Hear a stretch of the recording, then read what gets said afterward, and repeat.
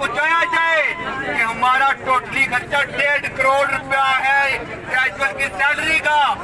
जो इन्होंने 1.5 अरब बनाकर भेजा वो झूठ है।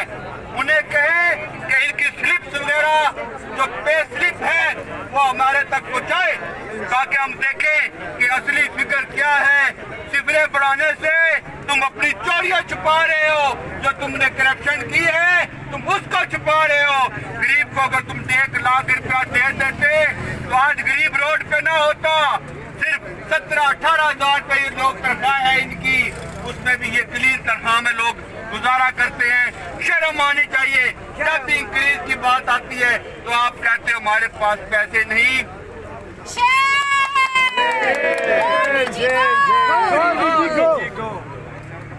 अदारे के मुलाजमों के लिए पैसे लेके आना, उनके मामलात हल करना ये डायरेक्टर्स का काम है। यानी वहाँ पे बैठे एक जोकर की तरह हंसना शुरू कर दे जी कि हमारे पास पैसे कोई नहीं। जब फिर से फिगर पूछी जाती है तो एक दूसरे को कहते हैं आपको पता ही है। ये कोई जवाब है? ये डायरेक्टर जवाब देता है कि आपको पता ही है। फिगर का नहीं पता कि कितना है, बस पता ही नहीं है। इस तरह मैं ये कहूंगा कि ये आगे हुकूमत को गलत ब्रीफ करते हैं। हमारे मुलाजमीन की 1.5 करोड़ रुपया सैलरी बनती है टोटली। जितने हमारे कैजुअल लोग 749 लोग जो निकाले गए उनकी 1.5 करोड़ रुपया सैलरी है। शर्म आनी चाहिए। आप 1.5 करोड़ के लिए इतनी बेइज्जती सुबह से करवा रहे हैं मगर आपको अभी तक इस चीज का असर नहीं हो रहा। इंशाल्लाह जरूर होगा। सिर्फ हमने फिगर दुरुस्त करने की बात की है कि 1.5 करोड़ को 1.5 अरब रुपए पे ना लेके जाया जाए। अगर आपकी कोई कमियां कोताहियां हैं तो वो आप अपनी पेश करें। हालांकि ये न कहे हमारे पास 1.5 करोड़ के मुलाजम हैं हम इनको नकारें।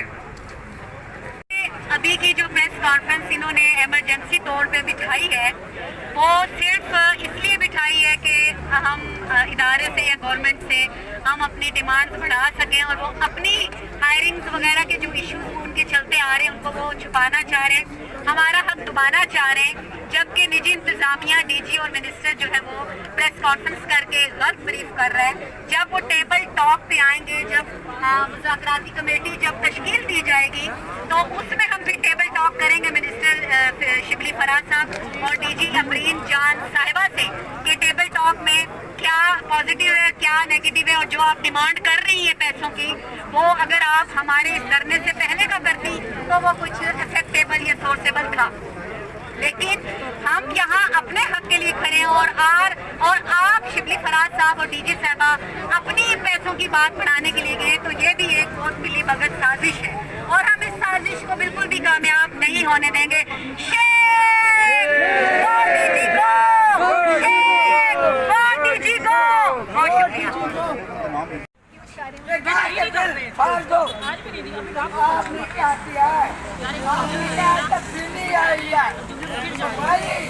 तब्दीली किस चीज की आई है भाइयों? गाय की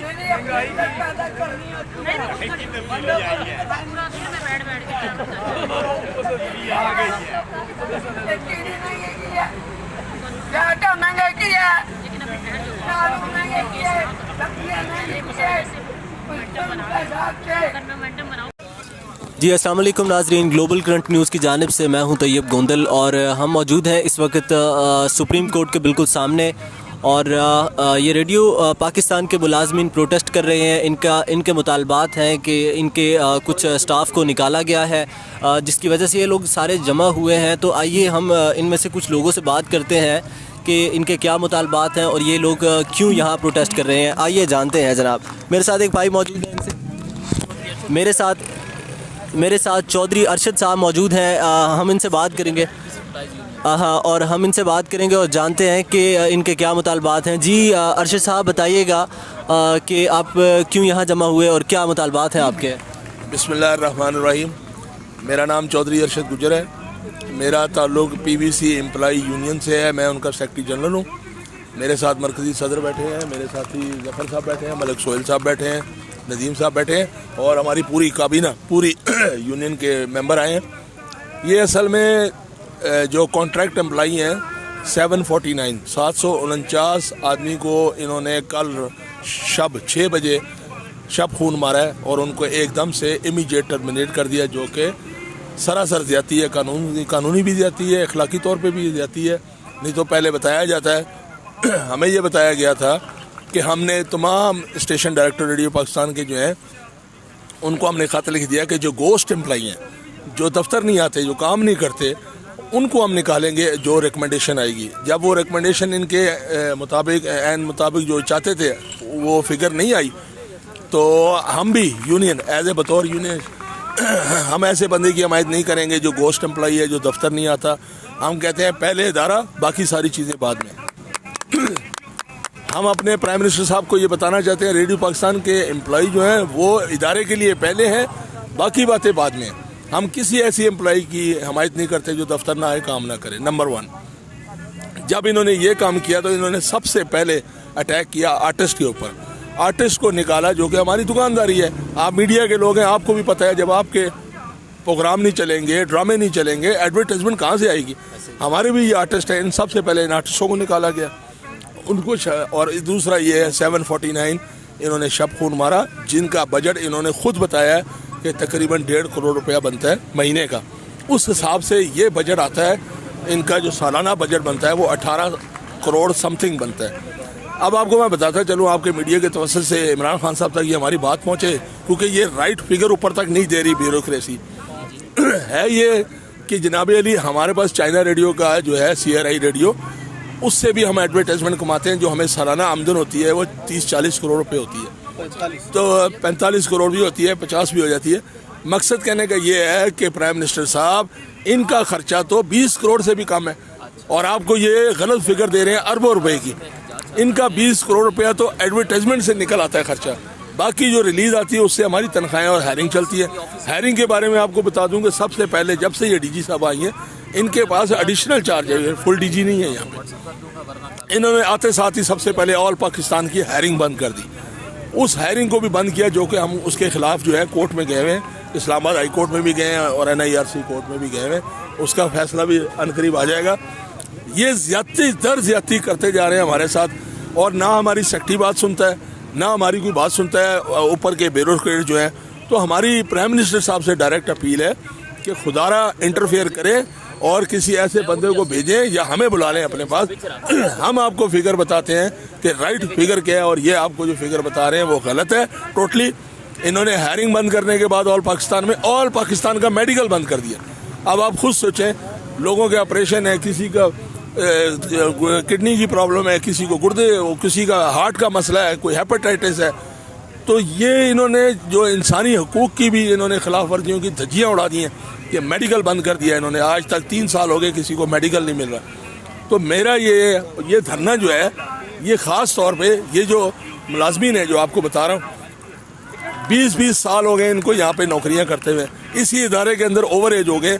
अब आपने इनको जाके एकदम से निकाल दिया, इनको कौन रखेगा बाहर।